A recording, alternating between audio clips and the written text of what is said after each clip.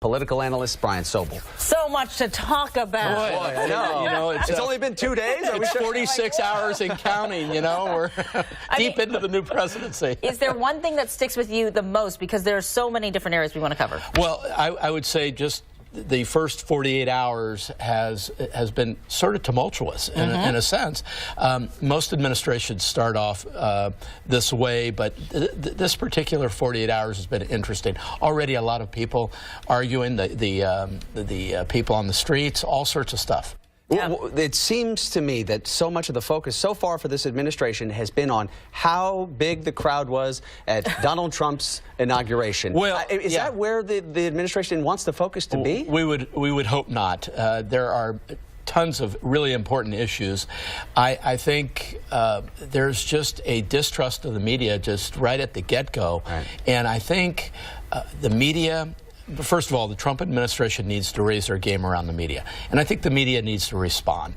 Worrying about whose bust is in the Oval Office, to me, is of little consequence or significance against all these other issues. But then again, you go to the Sean Spicer press conference that he had yesterday, prepared statement. He was very angry. I think that's a fair assessment of his tone. And but he says this is the most attended inauguration ever.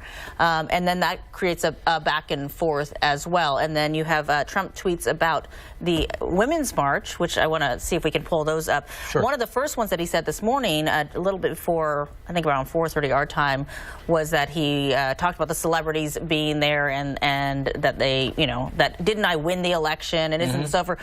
Is that the right response? I mean, he later tweeted about peaceful protests being a part of democracy. Is that the right response when you have, oh, there it is, so many people out on the streets? He said, watched protests yesterday, but was under the impression we had just had an election. Why didn't these people vote? Celebs hurt the cause badly.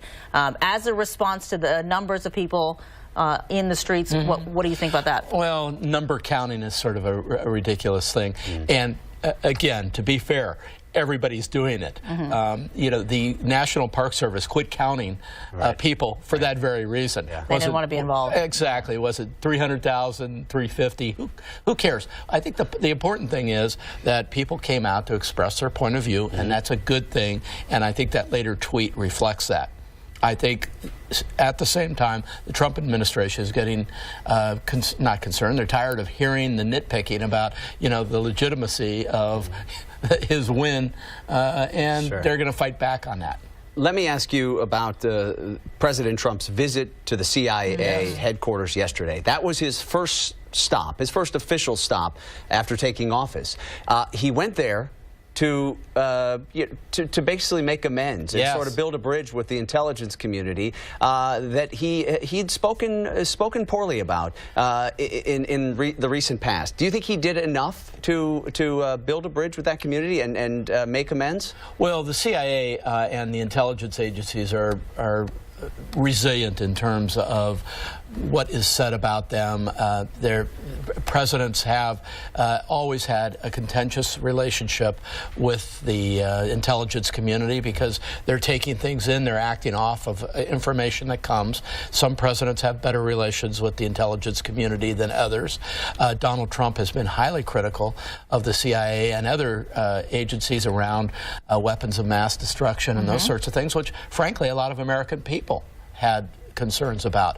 But at the end of the day, every day he gets a briefing by the CIA about world events, and he's going to have to come together with the intelligence community on some level to handle world problems. Because some people in the intelligence community did come back after his appearance there and said he shouldn't have been in front of the wall, he shouldn't have been. So it's not just coming from the media. I wonder if he blamed the media during that time for the rift between the intelligence community. Do you think that it is a perceived rift or that it really exists? I think they'll work through it. I think what we're seeing right now in the first 48 hours are a lot of scabs being ripped off for 1,000 different reasons, and everybody's just has a little bit of angst. And I think what's going to happen over the next few days and weeks and months is people will settle in to what is actually going on. For example, you know, the first salvo around the Affordable Health Care Act, the executive order.